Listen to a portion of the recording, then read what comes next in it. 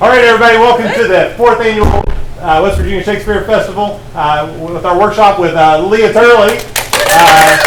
Many of you know her work from all the stages everywhere. Anybody that'll hire her, really. Correct. She has done great things like The Little Mermaid. Great, beautiful show. Beautiful show. And Frank. On Franck. Depending how pretentious you are. Yes, and, this weekend's Antigone, and if you haven't seen it yet, remarkably pretentious. If you haven't seen it yet, we have a Pay What You Can preview on Thursday at 5:30, and Saturday at 8:30 is the headliner for Shakespeare Festival today. Yeah. Do yourself a favor and go see it. Yes. But without further ado, Leah Turley, everyone. Thank you. Hello. Nice to see many people I know, because this is going to be something that probably if we work together, you've heard some of this nonsense before. Also, I've been kind of on a crusade since I came back in 2012 that we in the community have not done a good job of A, not being pretentious, B, not being faux intellectual, right? Like we have done ourselves not a whole hell of a lot of favors where classical theater and Shakespeare are concerned, right? Audiences tend to believe that they are not smart enough to enjoy these productions, or that there's also, this doesn't happen in outdoor theater as much because it's 9 billion degrees, but there are still dress codes that exist in a number of theaters. There are still codes about buying a $15 glass of wine that you can't even take into the performance space. Right, like we have done a really terrible job in the community of making all people feel comfortable viewing theater, but also participating in theater. The idea that we have to have a degree, that there has to be something that you have to have that makes you remarkably official in order to participate in the theater, which is blatant nonsense. And we know that because the majority of people that we work with in community and educational theater are not professionals. I mean, if you look at our own community, you're looking at 1 to 2% of the people who are in community and educational theater. This is how they're making their money. So I approach everything from the perspective that what I'm teaching, I can teach to anyone, regardless of their level of experience, so that everyone really does feel comfortable participating in our work, right? So I always like to start, I've been working on this lecture for a while. I teach at Marshall. I run the Theater for Young Audiences program. And so a part of my work has been this new lecture that I'm testing out on you, and we'll see how you like it. You can tell me at the end, I'm sure you will. But the idea of what a messenger speech is, because it's actually 500 billion different things, and it's not something that is beyond your understanding, right? I mean, messenger speeches, first and foremost, are remarkably straightforward, right? If you think about the traditional understanding of a messenger speech, there are two categories, okay? So when you think of messenger speeches, there's the literary messenger and there's the tragic messenger. Within the literary messenger are two subcategories, which is the traditional messenger, which is, so think the Iliad, the Odyssey, Beowulf. These are the kinds of messengers that appear in epic narrative poems. So they are just the facts messengers. Their job is to take communication from someone who is of a higher sociological, a higher status than the person who is delivering the message. So typically they're delivering for royalty, they're delivering the message for demigods, so the accuracy of the message really matters. Those traditional messengers typically don't have an opinion, right? This is also where we start getting into the hierarchy of the people of Greece. Because in every single Greek tragedy exists a significant difference in hierarchy between, say, for Medea, for instance, the nurse is a slave. Now, she's a domestic slave, and in Grecian society, a domestic slave is like high priority on the slave list, right? I know, because I'm also going to shatter this idea of how beautifully we think of Greece, because it's all absolute nonsense. So anyway, so we have these messengers who are traditional messengers in those early epic narrative poems who are literally just supposed to, like in the Iliad, the gods say they are to be seen as a recorder. That the messengers literally are taking whatever message is coming and just recording it verbatim and telling someone else that very important message. Now, it's always remarkably tragic, right? They're never going to deliver a message of like, hey, this girl had a baby and it all went fine. Not a single thing bad happened. They had a really good time, right? It's never that. It's like someone chopped off someone else's head and ate their tongue. Like that's the level of tragedy that we're talking about. Then comes in this, from the traditional, in the Iliad, the Odyssey, Beowulf, like any of those epic ancient poems. Then you get to the herald. So the herald becomes someone who interprets the messages that are sent and received from the gods to the mortals, right? They have opinions. They are tipping the scales of destiny. So it's remarkably different from how we understand a traditional messenger. So these heralds have an opinion. They have power. They're usually gods themselves. So in the Iliad, it's Hermes, who is the messenger god. That also appears again in the Odyssey. And they also tend to have premonitions or make predictions. So whenever the great Greek tragedians, who are Euripides and Sophocles, start writing plays, they take the traditional messenger and the herald and they kind of smoosh it all together to give themselves what would be considered the tragic messenger, right?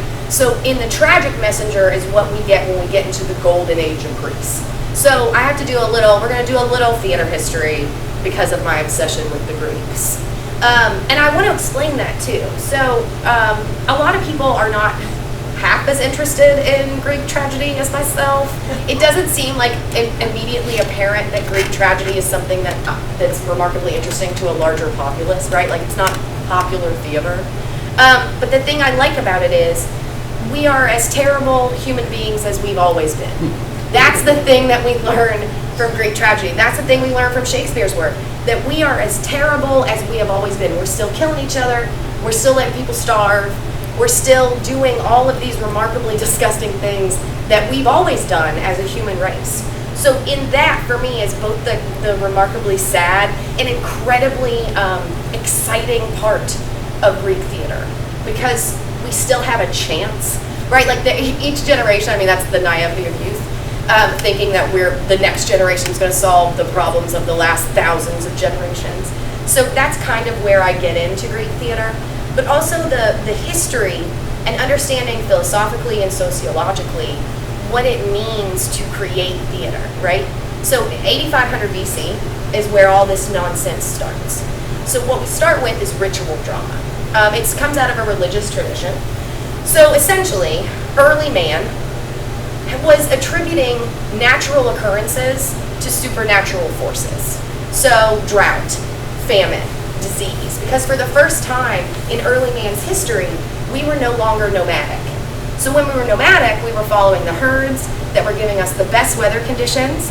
The herds always went towards the best water sources. We didn't really understand seasons in the way that we would later. So we don't have like this full understanding of how the world works until we start creating society. And when we create society, everything goes horribly wrong.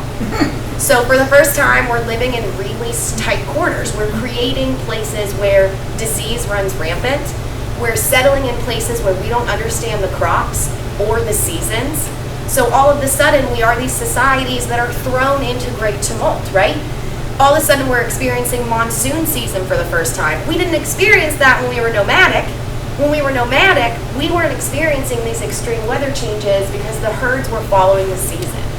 So we also stopped in places where we didn't know a single thing about any of the crops. We didn't know anything. So we just started taking seeds from like over here, and we're like, plant this, see what happens. And we planted 9,000 of those, and they all died day 2. Now we have a famine, right? So you can imagine early man sitting in that hut, getting up each day and going, why is this happening to us? That's when religion starts, right? So we looked up at, if you can imagine yourself being early man, you're in your hut, right? You walk out, and the thing that you see in the sky, that every single day brings you warmth, it makes the plants grow, you can see when the sun goes down, it's remarkably frightening. All the scary animals that exist come out. If you're early man, you look at that sun and you go, that's the guy in charge. We need to please that guy, right? So we start ritualizing. We start giving offerings of harvest. We start sacrificing women and children, a lot of virgins, right? We start doing all of these things to try and please this God. And the crazy thing about it is, it only needs to work one time. If it works once, we believe, right? So if we go to the sun god, please, sun god, tomorrow is a big harvest. We do not want rain. Please don't let it rain. And they do a song and dance number. And the next day, it doesn't rain. And boop, we figured out how to fix this problem, right? So eventually, as we all know, the song and dance ain't gonna work no more. Eventually, it is going to fail. So I should say, the really important thing about all this is that when ritual drama is created, it starts first out of a tradition of dance. Dance then goes to song. So eventually we go from killing virgins and children on a dais, right? And eventually that's not going to work anymore. And we're like, I don't know, what if we sing and dance about it? Which I think is a remarkably theater people thing to do, right? Like, we're in the mess, we have no options, let's sing a song, right? So performing arts literally starts with dance. Later comes song. So then, after we've done these rituals, and a few times they're failing. And also, not everybody who participates in the ritual can clap on the 2 and the 4. Like Susan is clapping on the 1 and the 3. And the sun god hates when people clap on the 1 and the 3, right? Or Jeremy can't sing a note. Jeremy has screwed this all up. The sun god killed us all with the drought because Jeremy didn't sing the right note. So we start kicking people out of the core group of ritualizers who aren't doing it right. We then get what we would really call like that first understanding of actors. So this first core group of people who could clap on the 2 and the 4 and sing the right notes, those people become our first actors. But eventually, even though we have the best group, right? We have the best people, our best singers, our best dancers. Still, sometimes we're making the gods mad, and we still don't have a reason. So then we go to the next thing, mythology. We make up stories to explain away the behaviors of the gods. And suddenly the gods start to have remarkably dramatic lives, right? They start to have very interesting sexual couplings, right? They start doing things that are meant to explain why the gods would be mad at us. And then also to give us a moral, right? So this is also a really easy way to start understanding how societies, especially early society, is controlled. Because it becomes sort of like a witch hunt for a while, right? Like, we start to try and figure out who in the society is messing up the moral of this myth or that myth, right? And we start to point fingers. Suddenly we're sacrificing people again, right? Like, we have started what we consider mythology. Then we take that mythology, which is an oral storytelling tradition, and we start acting it out. We set it to song and dance. And we eventually get the Dionysian Festival. So the Dionysian Festival grows from 8500 BC to 6500 BC, stuff pretty much stays the same, right? We're ritualizing, we're singing, we're dancing, we're telling myths. The myths are growing. The number of gods are growing. It is becoming a remarkably rich landscape for religion and for ritual. We then get to the Dionysian Festival, which is essentially, it's supposed to be in honor of Dionysus. It is a drunken orgy. Every year, about 9 months after every Dionysian festival, there is a huge baby boom that exists all throughout Greece as a result of multiple orgies and a lot of wine. So eventually that Dionysian festival starts becoming a storytelling festival, a collective storytelling festival, in which people are reenacting crazy stuff they did from the previous Dionysian festival. So if you think of it as like an ancient Coachella, right? Like, it's like an ancient Burning Man, right? Like, where it's nonsense, right? It's absolute nonsense. And people are just like debaucherous. And so people keep coming back and telling these stories. I'm like, remember last year when we had that orgy and it was amazing? Those stories, they start to form companies. These kind of little companies start to form. And they start to act out these kinds of personal stories. And then eventually they start to involve the gods in these stories. They start to involve all of these things so that it eventually becomes City Dionysia, which becomes the greatest theater festival, I would argue, other than West Virginia Shakespeare Festival. I know who writes the checks, buddy. But it becomes, like, it really becomes the most amazing theater festival that has ever existed in the world. I mean, it rivals everything we've done contemporarily since. I mean, there's nothing we can point at other than the Olympics that would even rival what we're talking about in City Dionysia. And the worst part is we have maybe 25% of the actual plays that were written of the time. And what we have is remarkable. I mean, the depth of specificity that exists within the plays that we have is unbelievable. We don't even know what we're missing. We don't even know that whole treasure trove that exists that we will never see. But we do have a lot of good stuff.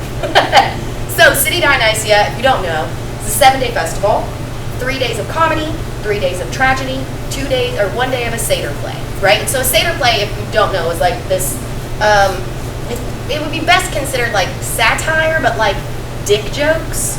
A lot of dick jokes, a lot of like very specific political jokes of the time period. It would be like if I told you a joke about like Huntington politics in 1972. It wouldn't make sense and it wouldn't be funny, right? Like to people living in 1972, hilarious. It's like when you watch episodes of The Daily Show now, and you're like, why was this funny then? And you're like, oh, it's because George Bush was president. That's why it was funny. So, once we get to City Dionysia, this is when we meet my two boyfriends, Sophocles and Euripides. Euripides more so than Sophocles. And if you want to think about Euripides and Sophocles as Greek tragedians, Sophocles was like the Michael Bay of his time period, right? He was like the blockbuster hit, the most popular plays. I mean, the Theban trilogy, which is Oedipus Rex, Oedipus et Colonos, and Antigone, those were like hype plays, right? People came to see them, and he wrote in trilogies, which was very different than how Euripides approached his writing of plays. I mean, it was traditional that you would write a trilogy. The Grecian people wanted to come back that next year and see how characters kind of developed from one play to the next. While Euripides was like the guy who directed Eternal Sunshine of the Spotless Mind, right? Like he was like the independent filmmaker of his time period. Women played a really strong role in his work in that also they weren't all princesses and like really beautiful women. I mean, Medea is never described as gorgeous. She's never described, despite who I cast. Because also, that's the other part about all that work, right? They're always like Neely in Antigone. They spend the whole play talking about what a dog she is, and she's gorgeous. That was a choice. Anyway, so Medea, she's a remarkably strong character. She is a demigod, for lack of a better. You would think at the end when she kills her children, right? Spoiler alert, Medea kills her children. You would think, I know, right? You would think at the end when Medea kills her children that she certainly is not going to ascend to Mount Olympus. And yet, a chariot pulled by dragons comes and picks her up, and the bodies of her two dead sons, who by the way will not be buried, which means they are doomed to wander the earth until the end of time, and that's how Euripides approaches that end of that play. As opposed to Sophocles, who really does treat his female characters as victims, right? Like, they are victimized by society. They are victimized typically by the men of royal status within their work, right? That's how Sophocles looks at women, as opposed to the way in which Euripides looks at women. Also, Euripides always gives the moral superiority in his plays to his servant characters. So the servant and slave characters are always the characters who know from the beginning that everybody is horrible, right? Who know they're the most educated despite being the least educated. They're the ones who always at the end, you look at it and go, they were right from the beginning. They were always correct. As opposed to Sophocles' servant characters, who typically seem to be just victims of circumstance. They are literally pulled around by their royal counterparts, their royal owners.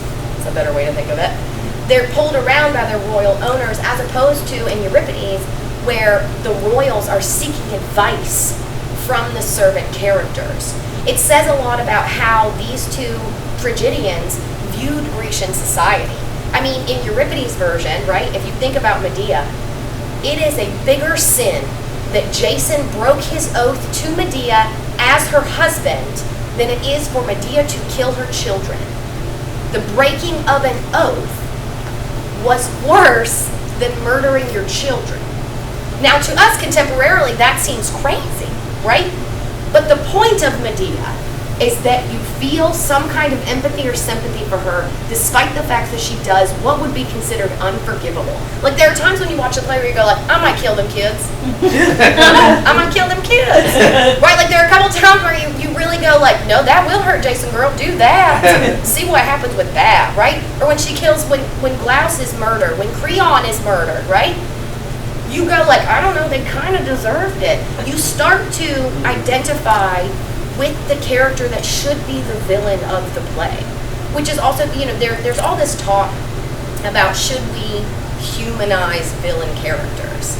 And I think the point is, right, that it's not that you're a villain. It's that people can easily make that decision that changes them in a second from a hero to a villain. And that we all teeter in that place, right? It's not that Medea is amazing because she's evil. It's that Medea could have gone either way, and we should see in her the way in which we can at any moment turn. Yeah? So then with regard to the messengers in their play, because I'm coming back, I will sweep around at the bottom. With regard to the messengers in their play, they both also treat messengers very differently. So, for example, in Sophocles' work, his messengers are standalone characters. They're not characters that have formed remarkably intimate relationships with any of the other characters on stage. They essentially, in most cases, step directly out of the chorus, give their messenger speech, which is about, whatever horrible atrocity just took place. In Oedipus, the messenger speech we'll look at today. In Oedipus, he comes in to tell of Jocasta killing herself and how Oedipus reacts to Jocasta killing herself. And the whole point of that messenger speech in Sophocles' work is that they come in, they say their piece, it's remarkably descriptive, they are very empathetic, right? They feel the pain of what they have witnessed. So they do have an opinion. That's something that those types of messengers in Sophocles' work and in Euripides' work share, is that they feel the empathy. But the messenger in Sophocles' work speaks for the chorus. And the chorus is a reflection of society.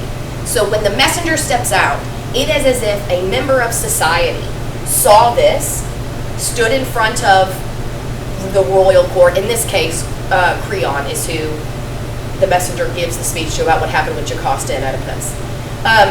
So that's how Sophocles approaches messengers, right? They are a member of society. It's as if you plucked someone out of the audience and said, watch this, now go tell them what happened, right? As opposed to Euripides' messengers. Euripides typically has a titled messenger who comes in and says 2 or 3 lines, and then behind him, this happens in Medea, immediately behind him comes the nurse, who gives the real account of what has taken place whenever the children deliver the crown and the cape that is given to Glaus and eventually kills Glaus. The nurse is the one who relays the message. So that character, who now functions as the actual messenger, is someone who has close ties to the main characters of the show.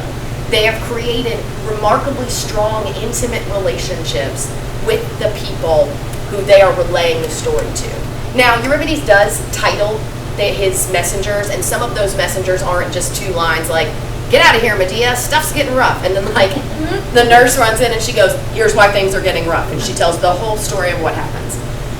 What even the titled messenger characters, the second messenger is the one who gives the really devastating news at Oedipus Rex, is titled the second messenger, but has a remarkably close relationship, right?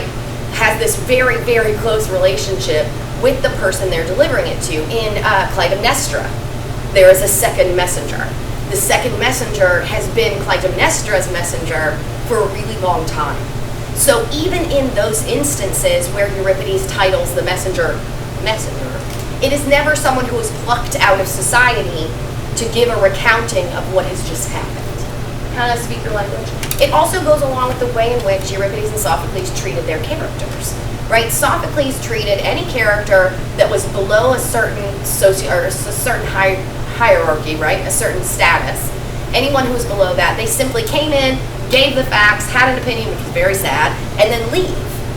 They do not appear in any other kind of significant way. And even the other servant characters, if you think about the nurse in Antigone.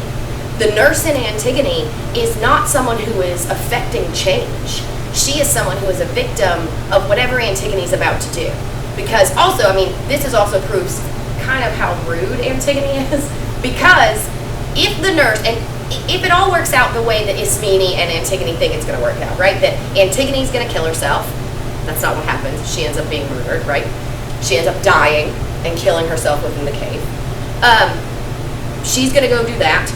I was telling you something about the nurse. Where was I going with this? I'm glad this is being filmed. Just don't bring attention to it. It's also so hot in here, but I've had like 3 Red Bulls, so it could just be me. Oh. I'm just saying, like, but I'm gonna drink it again. The fact that she wasn't doing anything but is closely related to, or closely in contact with some of the other characters. Yeah, so the servant characters, right? The nurse is a victim of her circumstance. She doesn't get to change anything about the play, no matter how hard she tries, no matter how hard she asks Antigone, begs Antigone really, don't do this, right? The nurse knows from the very beginning. So even though she has the knowledge, even though she has some understanding of what is about to happen, she can't do anything about it, as opposed to the servant characters in Euripides' work who try very hard to make changes. Now, they don't ever succeed, but they try, and they're given the power and the voice to try and change the trajectory of the whatever tragic character is the central figure.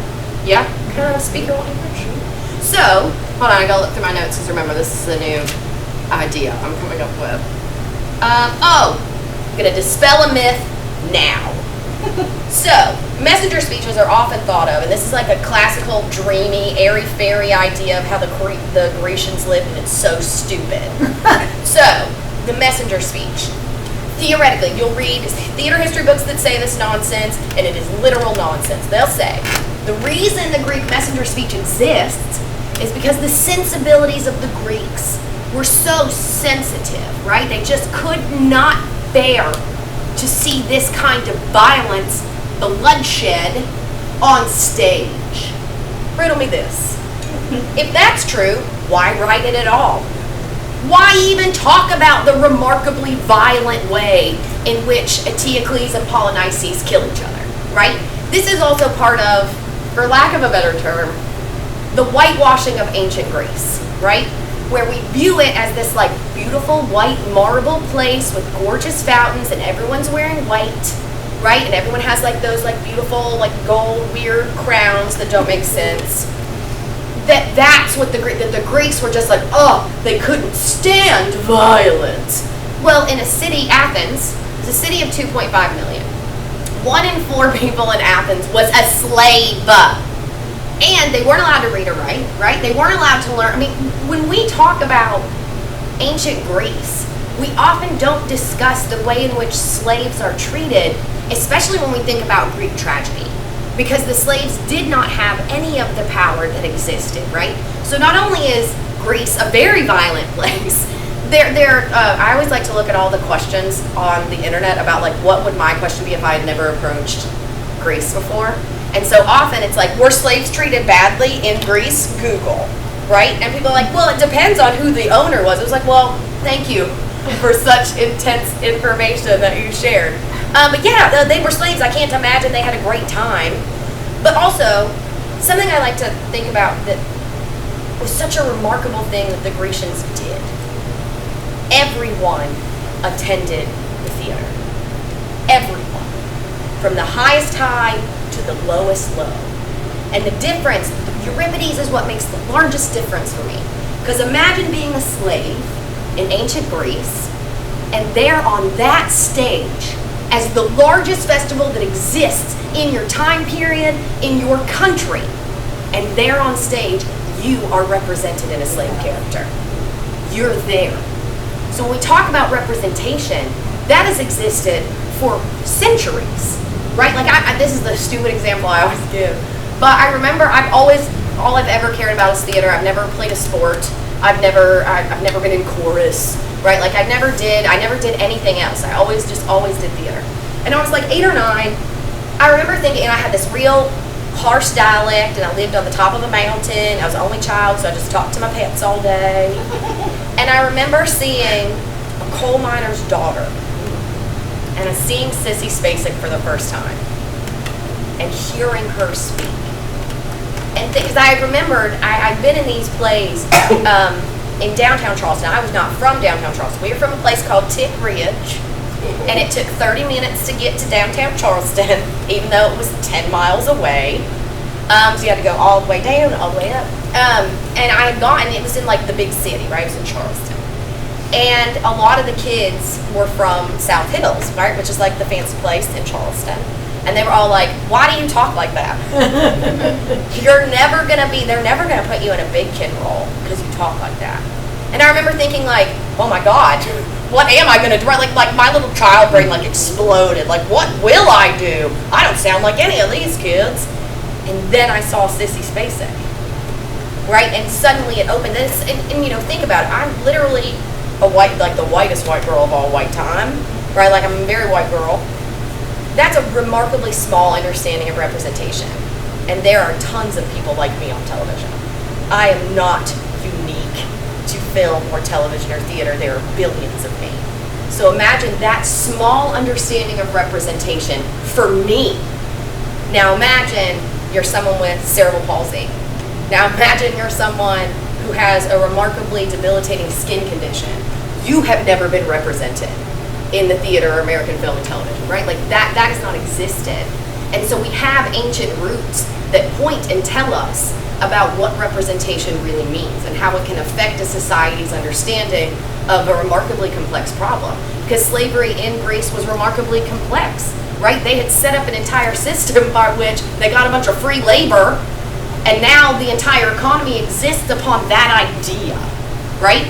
So Euripides is also making a commentary about slavery, about how we view people who most people would think were less than they are in Grecian society, right? So I did want to dispel that myth that the Grecians were lovely, because they weren't. They did some great stuff, but like, let's dispel with the notion that they were just all remarkably enlightened and lovely. They did some things really well, some things not as well. Good? Great. Spread the word. Also, tell all your English literary pseudo-philosophical geniuses to stay the hell out of theater. I won't come poking around your books, so stay the hell away from my plays. Let's talk. Oh, also, they couldn't do, I also hate the idea that people are like, well, they could do sword fight. No, they couldn't. We didn't know what fight choreography was. We also couldn't do blood, guts, and gore. The other part of this that's really frustrating. We think we know what the performances look like. Because we have a lot, Aristotle did us a solid. The Poetics gave us a really good understanding of how performance was approached. The problem is, that is one man's perspective of a very small part of time in the golden age of Greece. So the thing that I like the most about Greek theater is a lack of stage directions. It's probably one of my favorite things, right? Because contemporary playwrights will tell you she took 2 steps to the left, touched the water bottle with her pinky, coughed twice, took a 5-second, you're like, oh my God, shut up. In Grecian theater, you'll notice there's a distinct lack of stage directions. There's a distinct lack of where they go, what they do, how they get there. So a lot of it rests, especially in messenger speeches, a lot of that kind of understanding of the context of the story rests upon the actors. That's what I enjoy most, right? Because it also gives you the opportunity to decide what these things mean from your character's perspective, rather than being guided along by the nose. I love Tennessee Williams as much as the next person. I really do, I'm like super obsessed. But I don't need 7 pages of beautifully written poetic stage direction to understand that you want a woman to beautifully come down the stairs. Like, we could have taken those 3 poems you just wrote about how she floats down the stairs, right, with the glint in her eye, or whatever Tennessee Williams would write, right? She salted down. We don't need all of that. And the Grecians didn't need it either. They have way less junk than we do now. Remarkably less. I always get so frustrated with contemporary actors at the idea that we need all this junk, right? That we need remarkably large and complicated sets and costumes, that we need all these technical pieces to make it work. Well, the Greeks had none of these things, and yet they had audiences in the tens of thousands. They didn't need those things, right? And I would argue that we also probably don't need those things. I promise I'll get to the part where you can do stuff. Say again? Black box theater. Right, like black box theater. I mean, all you need is a room. That's what you need to create theater. You need a room. And hopefully you can see the people in the room. And that's really what we're talking about, yeah? It's also back to basics, right? Like I'll keep bitching about, sorry, that's like a low-key one. I'm just like in the realm of curse words. It's like down there. Right, I mean the other ones, I am holding it in. Go through your list while we have the. The worst. She made it 30 minutes. Say what? You made it like 30 minutes. See, you're welcome. Oh, she said I've Dick heard plays. so worse. Oh, I'm not kidding. You're keeping it in. You're welcome. I am an actress after all. Let's talk about textual analysis. The quick and dirty version. Who wants to hang out with me and say some words? Interested? No? Yes? Maybe? You want to do something, Becky? Becky, why don't you read The Nurse from Medea? And I'm going to read your Medea. So I never get to be in a play because of the union. Yeah. Thanks. Thanks, Actors Equity.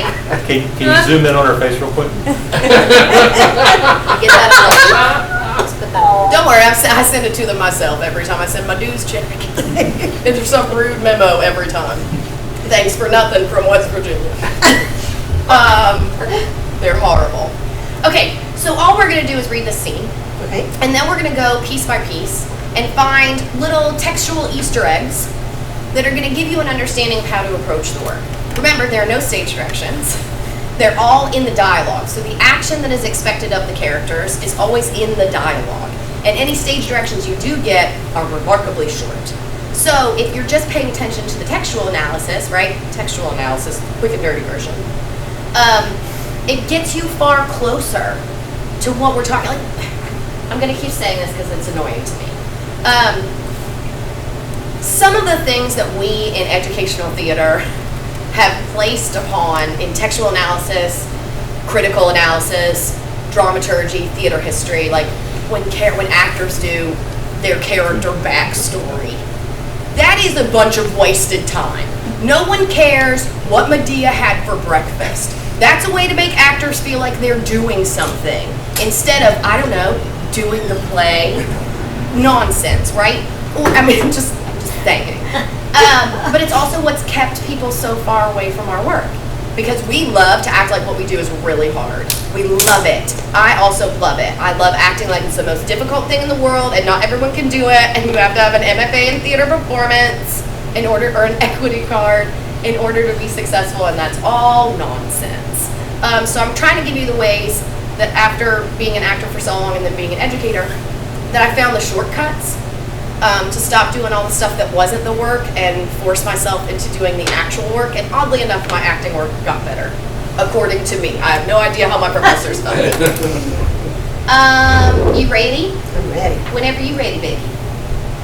My child, what have you done? I ran to you. Oh, my friend, sit with me. Do not hurry. Speak now. How did they die? Tell me all of it. I'll be twice as happy if you say they died in agony. The sight is branded on my eyes. I can't wash the image from them. I can't breathe without smelling that horrible smell. Easy, gentle. Gently start with something simple. Start with the children. We entered the house with your children and their father. All the servants were talking about you, how you had forgiven Jason and the fight was over. They were so happy. Some kissed the children's hands, their silken hair. I was so glad. I followed the children to Our Lady's room. Before she saw us, she sat gazing at Jason with her soft eyes. Her eyes, it's too awful. Speak! What happened next? She saw your sons come in, and she turned away, covering their eyes, disgusted. She was furious at them.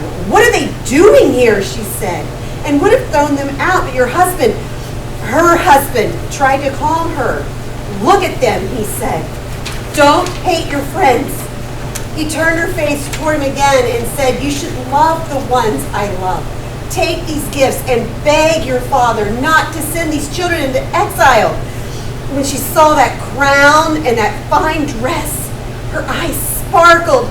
She couldn't resist them and agreed with Jason to save the children. She even took their hands and smiled. And then Jason kissed her and took the children away. I stayed behind, afraid something might happen. The children had barely set foot outside the door. So we're going to stop just here so we can talk about some of the things that you just heard, right? So the very first thing, do you want to sit next to me so I can look at this while we're talking? Sure. So the very first thing that the nurse says in this scene, the messenger has just come up to Medea and said, Medea, you need to get the hell out of here. They are coming for you. Right, he leaves. He's like, I'm getting out of here. Things are about to get outrageous, right? A civil war essentially starts as a result of this. And so the first thing that the nurse says is, my child, what have you done? I ran to you. Already you know, you have physical options. If the nurse, who is old, ran from the palace to Medea's outskirts, right? The outskirts of the sad, I don't know, like upset wife's house that she's living in. So the nurse is old and she had to run. So we already know you can play with breath. You're out of breath. I am out of breath from walking up those stairs, right? So that's a physical sensation that you can start with immediately. How we're finding breath, right? So then you can go to the next idea of that. She's exhausted.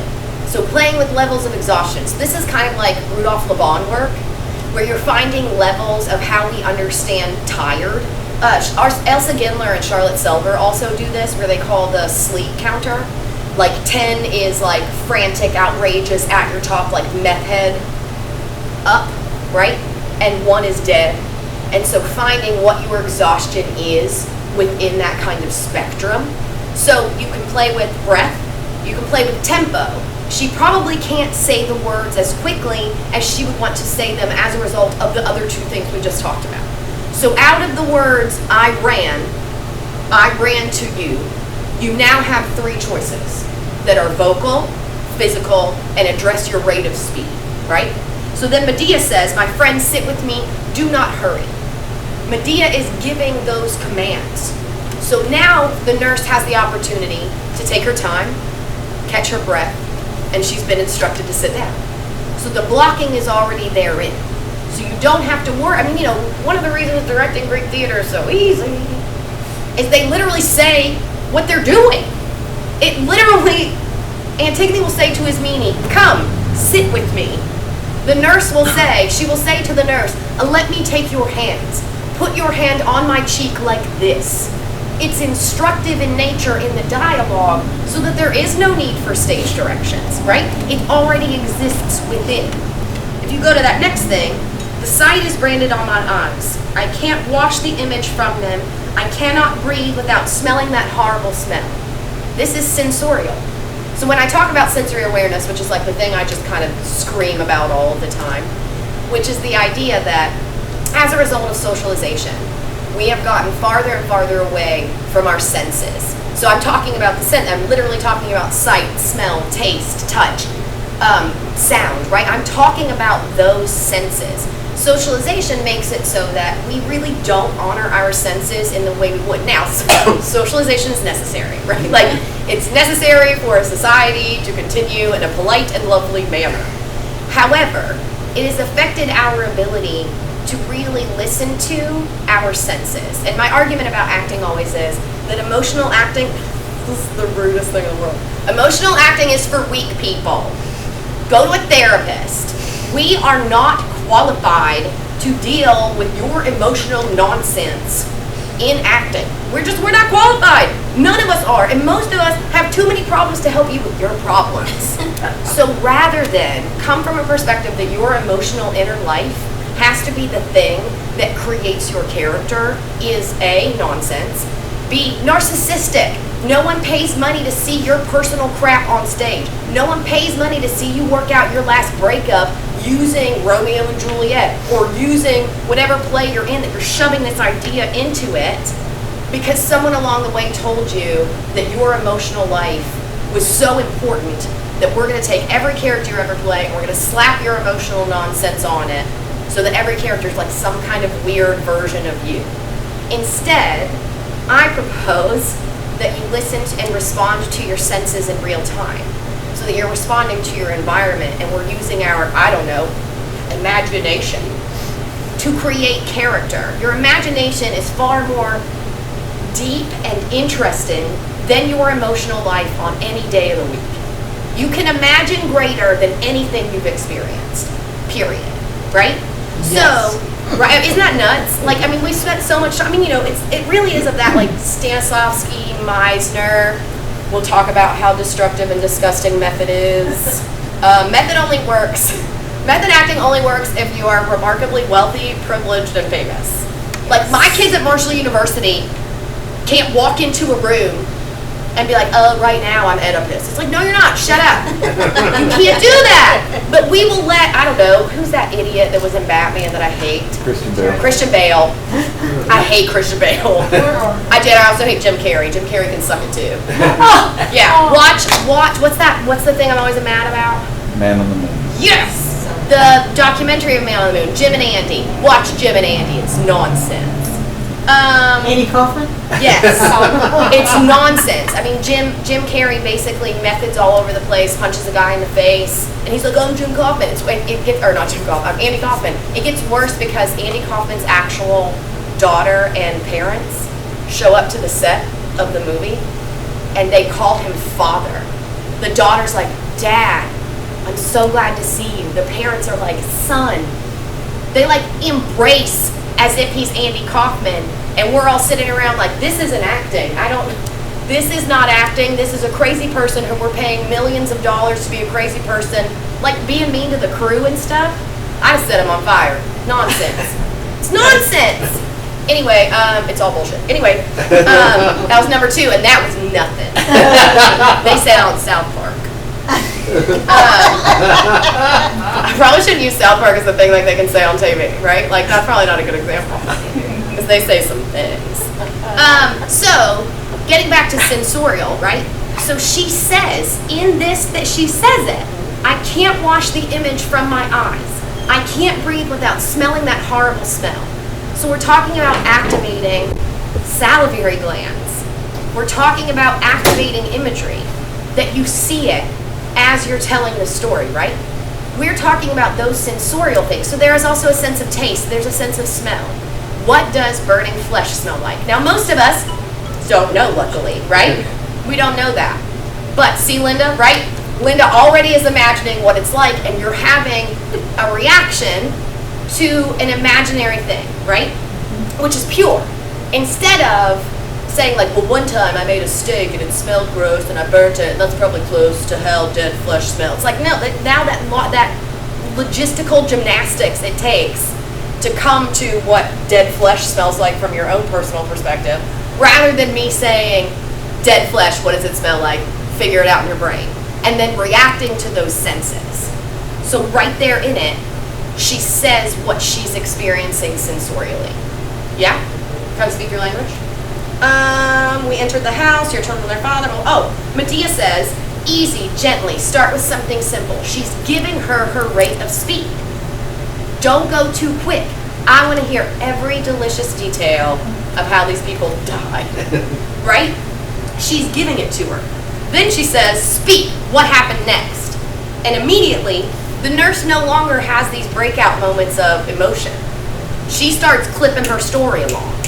She's being given those exact directions by her master, who is Medea. So right there, the character is already being moved and shaped through her dialogue with Medea. Kind of speak your language? Yes, no, maybe so? Sorry, I'm going to have to do this because I smoked too many cigarettes. Don't smoke. But it's great. I'm not lying. we get to a part then where the nurse has an emotional break again. She starts telling the story and she has to stop. She's stopped by a dash. The Greek tragedians love a dash, right? They love them a dash. And that means a pause, right? Or you can take it however you want it, because Euripides and Sophocles didn't write it in the stage directions. So you can take the dash to mean a stop. You can take the dash to mean gathering the courage to say what I'm about to say. You can take the dash to mean a number of things, because they didn't write down their stage directions. And mostly, Sophocles and Euripides were directing their own plays. So it's not like they were writing them and handing them off to someone else. They already knew where they wanted their actors to go. They wrote the damn play. So they already know that that exists, right? So they were probably having those conversations in real time about where you were going and what you were doing, and didn't think that the recording of those stage directions was important. Which also tells us that Greek tragedians, to a certain extent, saw into the future, right? That eventually the goal would be that someone else produces your plays, right? I mean, the idea of writing a play is that hopefully one day someone else will do it, and, you know, contemporarily you get that check, right? But so the stage directions aren't there, so you have far more leeway than you think you have. I mean, in Shakespeare's work, there aren't that many stage directions.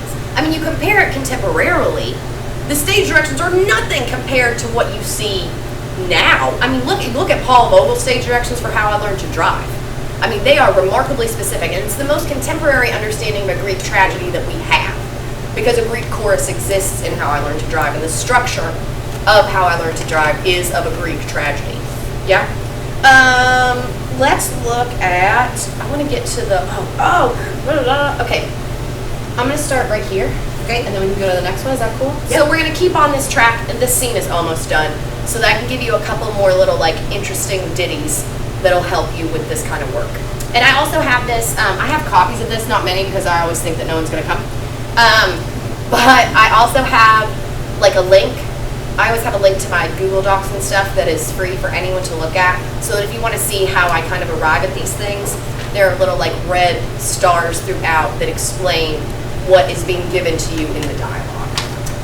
So I'll start when you're ready. Okay. When? Tell me every detail. She took that delicate embroidered robe and wrapped it around her body. She placed the golden crown on her curls and turned to the mirror on the wall, stare at her lifeless reflection in it, arranging her hair. Oh, she was beautiful, going back and forth on tiptoe, so happy, swinging out her foot to see the gold sweep and sparkle clinging to her hip. But then horror came. I never thought you would do such horror. You've known me longer than that girl has lived. This has been my own work. Don't weep. Whose woman are you? Hers or mine? You will speak. Her face changed. Its color fell and her legs shook. She staggered sideways and would have fallen, but she collapsed in her chair. An old servant woman thought it was a divine seizure, but the girl had been possessed by Pan and shrieked in reverence until she saw the white foam spit from the girl's lips, and her cry became terror. One woman ran to find Creon, others to find Jason, and everywhere there was noise of people running, screaming. The poor girl, her eyes bulged and rolled, the blood drained from her face. I thought she was dead. Good, I'm going to stop you there for a second. Okay. So you'll notice that once Medea continues to urge her to tell me now, tell me more, the nurse suddenly gets far more descriptive. If you hit the consonants, I'm a big fan of hitting consonants. It's one of those cheap tricks that can get a sharper understanding of how something clips along. So if you think about after she says, tell me every detail, she took the delicate embroidered robe and wrapped it around her body. She placed the golden crown on her curls. It starts to get remarkably more detailed and also starts to involve movement. So then we start talking about the way in which the girl moves in this gold dress. These are also all things that are going to urge Medea to be even more furious. Because the nurse said she looks amazing, which is already something that has pissed Medea off before. Plus this little blouse chippy, this young little piece. She's much younger than Medea, and she's a princess. She has remarkably high status. So even the nurse then starts to feed for what Medea's next response is going to be, right? And then the nurse has to ask herself this question. Are you trying to hurt Medea? Is it just the truth and you're relaying the truth and unfortunately that will hurt her? Does the nurse has an opinion. The nurse has had an opinion since the beginning of the play. The play starts with the nurse saying, I am fearful for my mistress. She is in a deep, dark place. She will do something terrible. So if she knows from the beginning that something terrible is going to happen, and then it does, there's this certain, first of all, there's that certain sense of that herald messenger we talked about. There are premonitions and predictions for the future. There's also this idea that the nurse,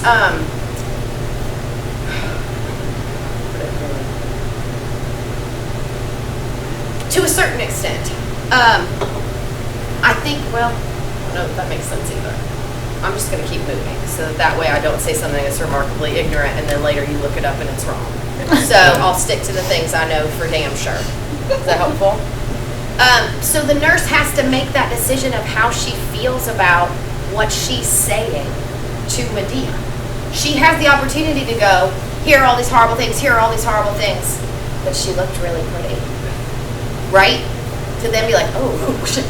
Like, how much does the nurse condemn Medea for what she's done? Because at the end, the chorus wails and screams and begs Medea not to kill her children. And that includes the nurse.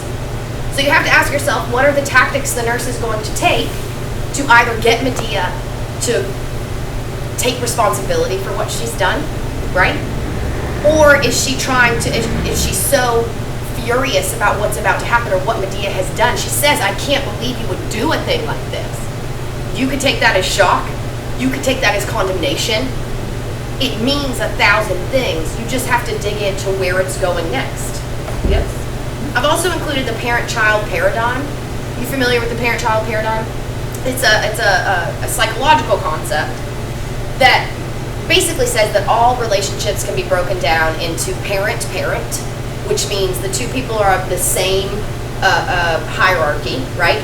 And they are always doing business, right? They're always doing adult things. Parent-parent means you're on the same level of responsibility, you are grown, and you're taking care of business, right?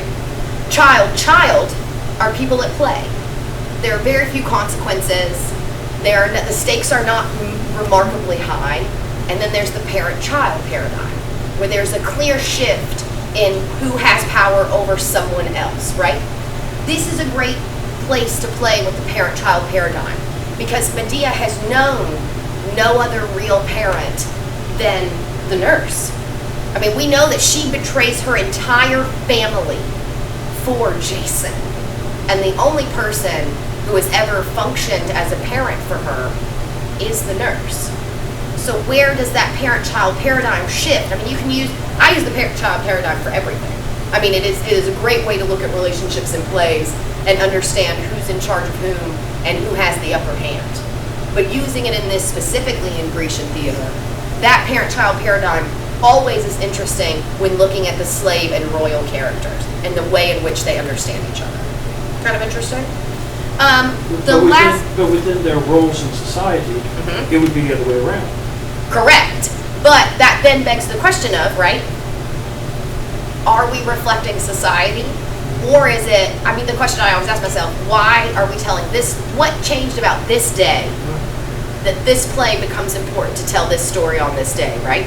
And it could be that the parent-child paradigm has flipped and has gone against society in that, right, that she has become the parent and Medea has become the child. And wherein do those tactics shift and those intentions shift back and forth? Because I would argue that they shift all the time. They go and making that identification of the parent and the child in any specific scene, and when that shifts is just an indicator for what happens next, right? Like it's an indicator for where they are in their relationship, who has the upper hand. We know that when she enters and she has all this information, she has the upper hand. Medea wants the information. So, and you'll notice that Medea placates her. Take your time. It's fine. As opposed to, like, she's the woman in charge. Tell me the story now. Because she then has the option to be like, I'm too frightened. The messengers are always frightened. They do. They always come in and I'm so upset. Also, I've included beat shifts. This is a pretty chunky monologue that the nurse has here at the end that really does describe how Glaus is murdered, how Creon grabs her, how Creon is then murdered, how they escape the palace. Right, like nurse is like, I gotta get the hell out of here.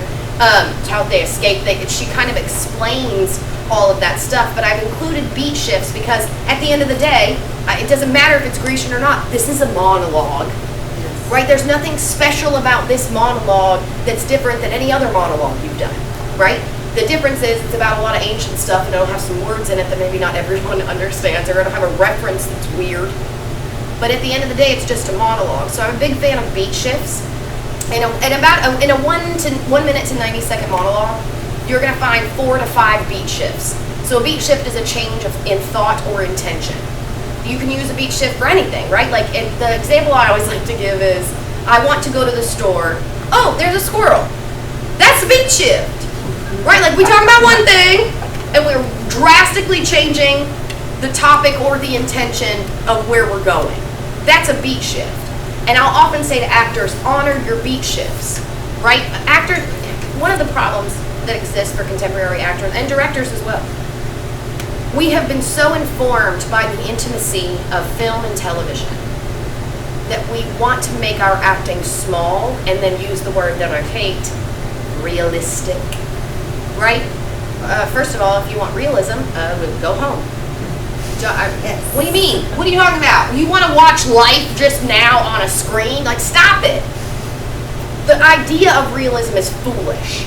Like, it's just foolish.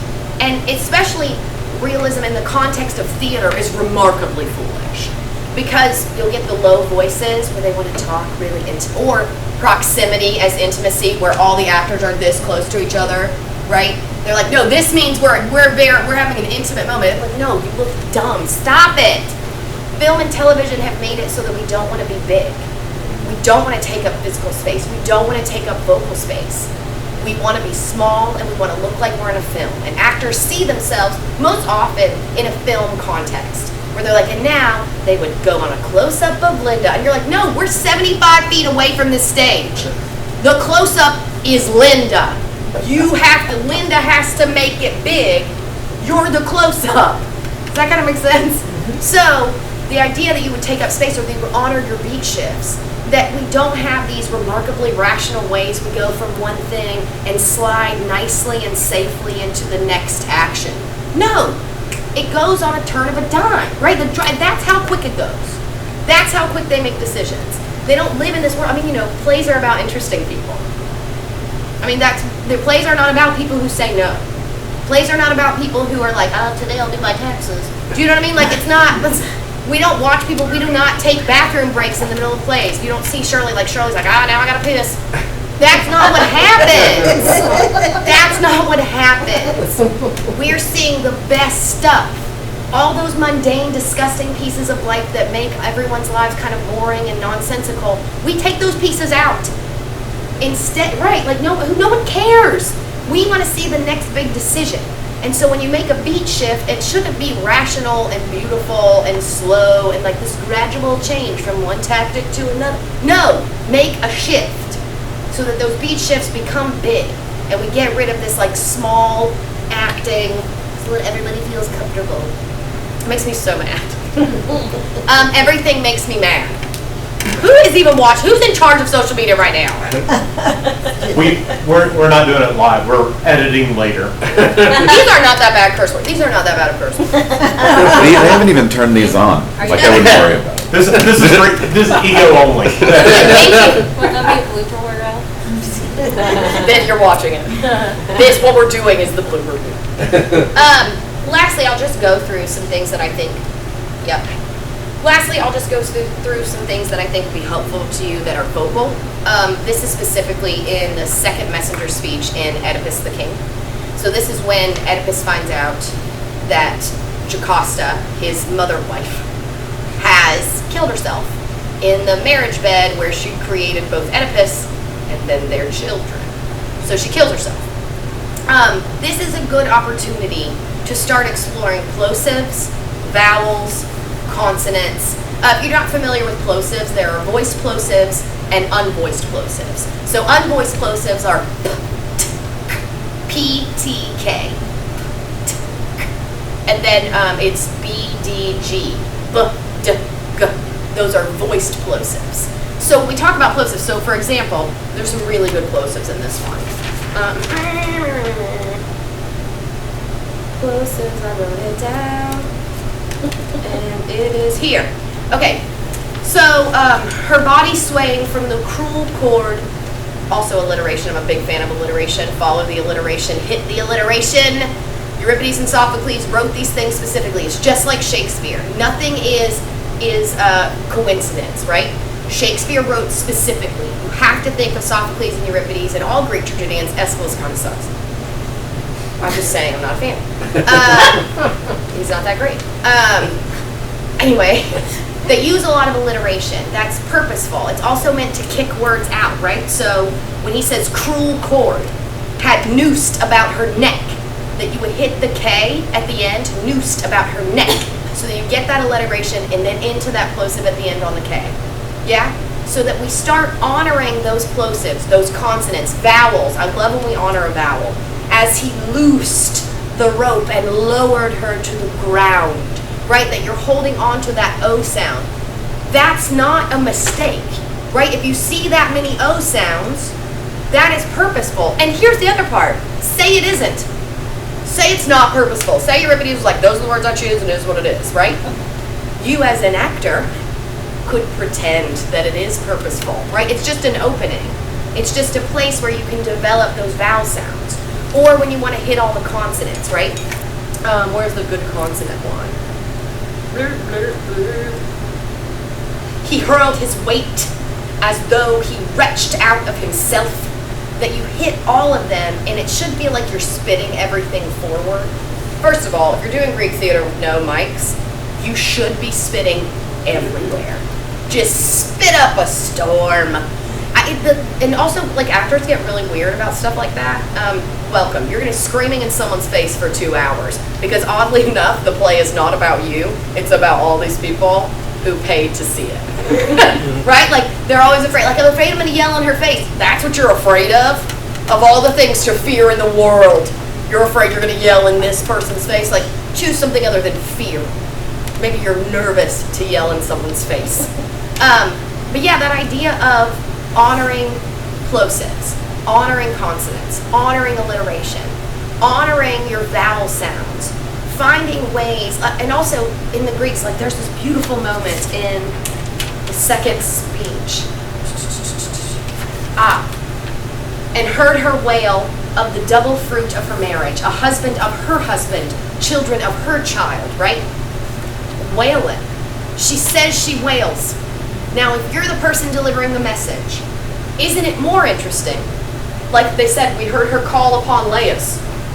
I would actually call upon him. We heard her call upon Laius! Then you can continue with the rest of your life, right? It's an interesting way to approach the action of what they say. So that when you get to, and heard her wail for the double marriage bed of her husband and her child, right? Honor what it is. And so then often young actors will be like, that's weird, it's too weird. So I don't know if it's weird. First of all, yes. Correct. It is weird if you're using a contemporary context in film and television for what you have described as normal versus what would be weird. Audiences accept what you give them if you mean it. They know the difference between when you're doing it and when you aren't, and so do we as directors, and so do all the other actors on stage. If you go into that wail going, and she wailed, right? That's the actor going, I take it back, it was too much, I was not ready to take that leap, right? Greek theater is about the leap, right? These are big ideas. And I would argue that all theater is about big ideas. So this small understanding of how we make these little teeny choices where actors will be like, well, I flicked my eyes to the right. You'll be like, I don't know how none of us saw. I don't know how we all missed your flick of the eyes to the right. right? Or they'll be like, and I moved my hand slightly toward. It's like, no, no one saw that. And if we can't see it and we can't hear it, we don't care, right? What is there to care about if we can't see it and hear it? So I think really the reason I love Greek theater is it is big. It is meant to be big. It is meant to be loud. It is meant to be, in the adaptation of Antigone we're doing now, she says, shout. The narrator says, these characters don't whimper, these characters don't whine, these characters don't whisper. They shout.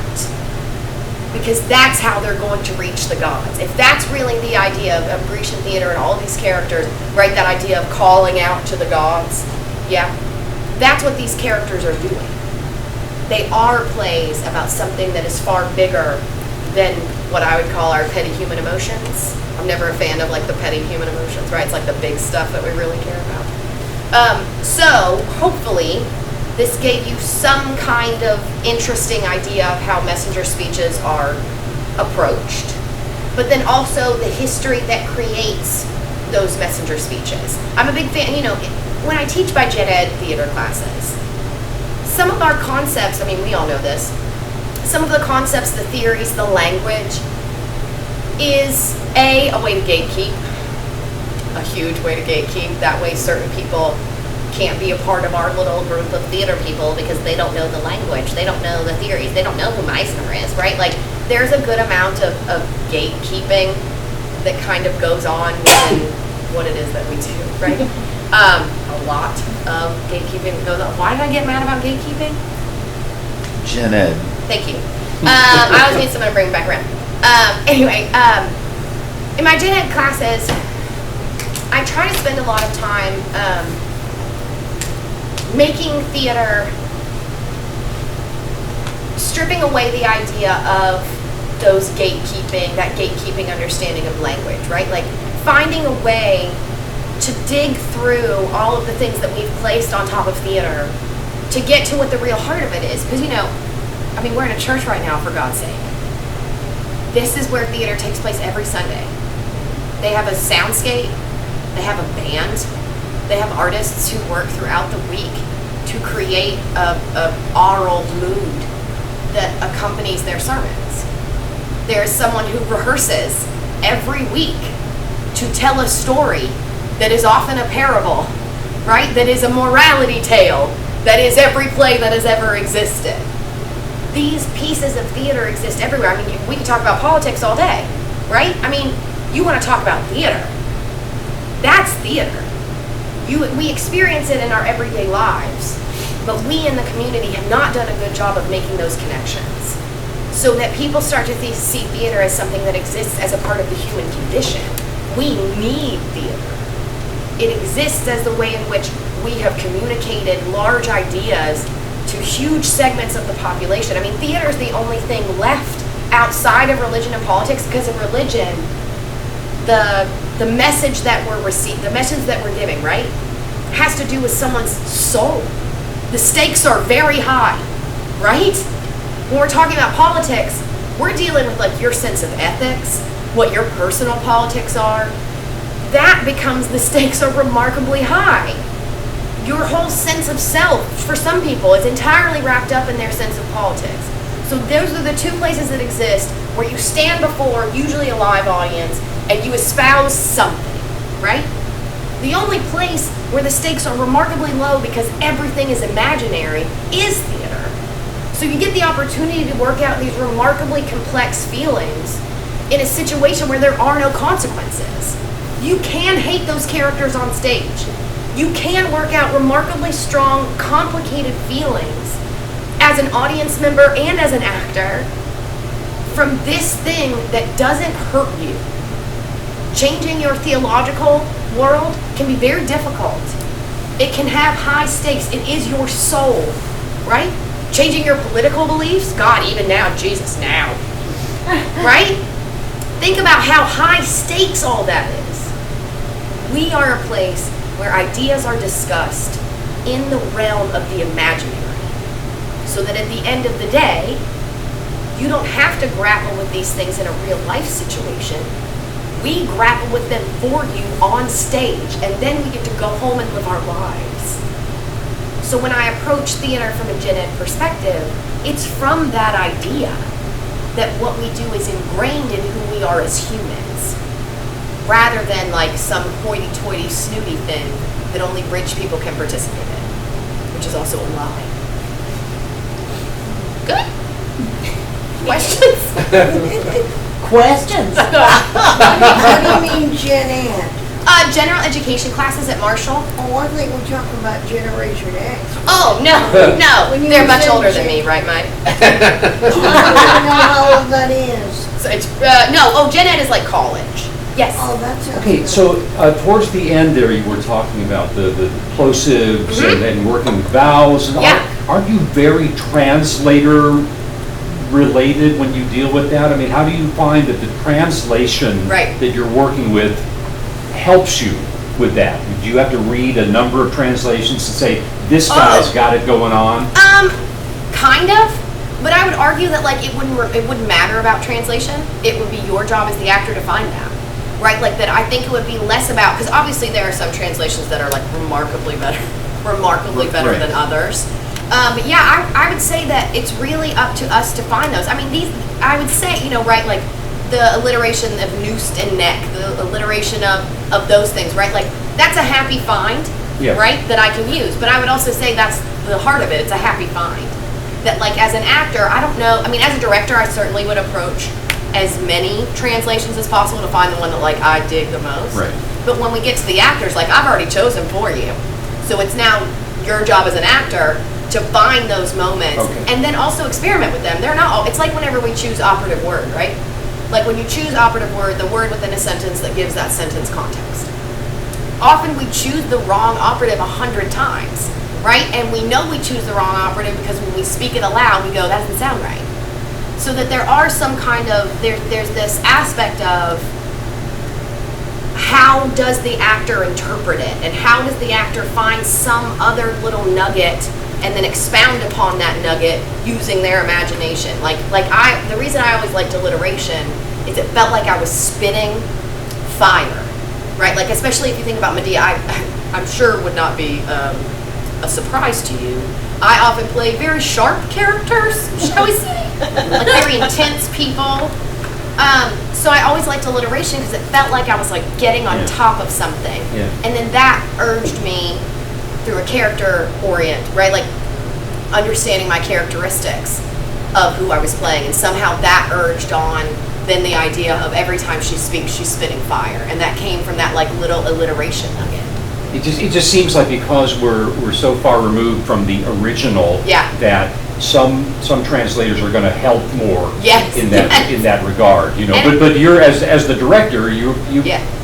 hand it to the actor, and they know it's in here somewhere. Yeah. I got to unearth it. And Well, that's they're also true for all trusting of that them, you right? picked a good translation. Yeah, that's the hope, is always that you picked a good translation. But then also I would say, we are so removed. I mean, that's part of what I think is great, right? Like Euripides isn't even knocking on my door, right, from dramatic publishing to go, You know excuse nothing me, about that. that's not what I meant, what you're doing, right? There's a certain, and I like that about Shakespeare too, is that there's a certain level of, I mean, what could I mess up? They've been doing it for thousands of years. Like anything I do can't be any worse than, some nonsense someone else did. There's like a certain level of get away with it, because who's going to come after me? Like American Shakespeare Theatre is not going to come knocking on my door at Appalachian Artists Collective in Charleston to be like, oh, excuse me, that's not how we were trained. Do you know what I mean? I'd be like, I worry about you. So adversarial. I'm always looking for an enemy. When you're picking text, Yeah. sort of to the same thing. Please. When you're picking a translation for a show that you are going to direct, Yeah. do you look for that specific stuff? Do you look for the vowels Yeah. and the alliteration and I mean, stuff? yes, I think I do. I think I'm particularly interested in, I'm a big fan of Kristen Linklater and Patsy Rodenberg's work on Voice for the Actor. And these are things that they, like but Kristen Linklater often talks about arbitrary choices. As in, you want to look for a script that's going to give you as many choices that are rooted in nothing, right? Like just some nonsense, rando idea you had that has to deal with the voice. which also includes all of your articulators, your sense of projection. That's included in voice for the actor.